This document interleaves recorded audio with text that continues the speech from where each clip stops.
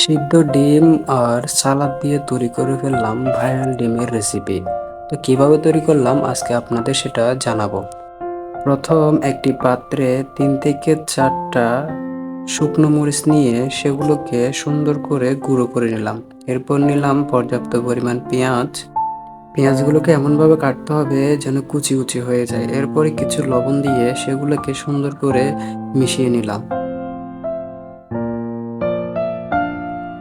এরপরে দিতে হবে শসা কুচি, গাজর কুচি পর্যাপ্ত পরিমাণ। এরপর ধনেপাতা পর্যাপ্ত পরিমাণ দিতে হবে। এরপরে সুন্দর করে মিক্স করে নিতে হবে।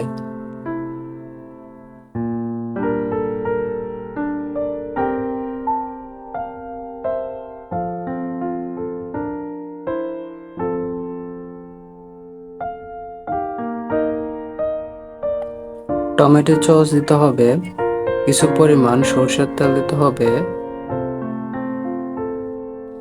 এরপর দিতে হবে তেঁতুল আচার। তেঁতুল আচার দেওয়ার পরে সুন্দর করে মিক্স করে নিতে হবে।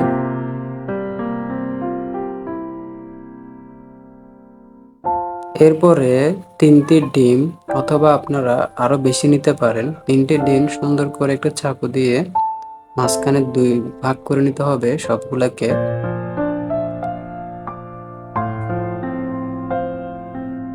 এরপরে সুন্দর করে একটি পাত্রে ডিমের দ্বিতীয় খণ্ড যেটা আছে ওইটা রাখবেন।